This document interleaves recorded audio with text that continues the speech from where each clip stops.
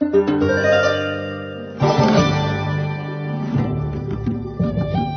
مثل چنین روزهایی در روز 28 صفر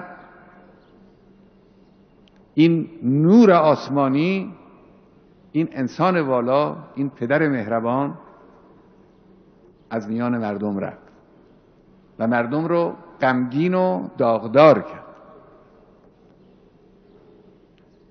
روز رحلت پیغمبر و روزهای بیماری اون حضرت روزهای سختی برای مدینه بود، به خصوص با اون خصوصیاتی که اندکی قبل از رحلت پیغمبر پیش آمد. پیغمبر آمدن در مسجد، روی منبر نشستن، فرمودن که هر کسی حقی به گردن من داره اون حق رو از من بگیره. مردم شروع کردن گریه کردن که یا رسول الله ما به گردن تو حق داشته باشیم؟ فرمود نه، رسوایی پیش خدا سخت‌تر از رسوایی پیش شماست. اگر حقی به گردن من دارید، اگر طلبی از من دارید، بیایید بگیرید، به روز قیامت نیفته. ببینید چه اخلاقی، کیست که این حرفو داره میزنه؟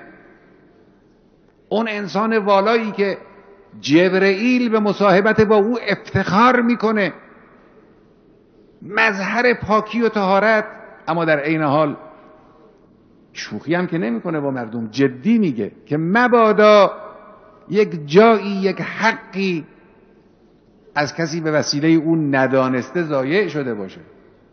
پیغمبر 2 بار 3 بار تکرار کرد. حالا ماجراهایی در تاریخ آوردن، من خیلی هم نمیدونم کدامش و چقدرش اینها دقیقه، اما اونی که غالبا نقل کردن، یه نفری بلند شد عرض کرد یا رسول الله من به گردن تو یه حقی دارم.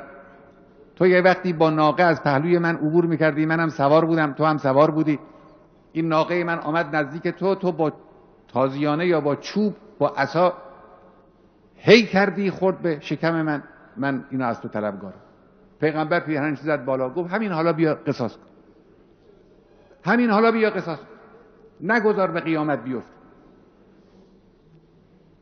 مردم حیرت زده نگاه میکردن که این مرد واقعا میخواد قصاص کنه؟ آیا دلش خواهد آمد؟ دیدن این مرد بلند شد، پیغمبر فرستاد از خانه همون چوب رو، همون چوب دست رو آوردن، گفت بگیر، بیا بگیر، با همین چوب بزن به شکم من. اون مرد آمد جلو، مردم همه مبهوت، متحیر، شرمنده از این که نکنه این مرد بخواد این کار رو بکنه. یه وقت دیدن افتاد روی پای پیغمبر، بنا کرد شکم پیغمبر رو بوسیدن. گفت من با مس بدن تو خودم رو از آتش دوزخ نجات میدم یا رسول الله.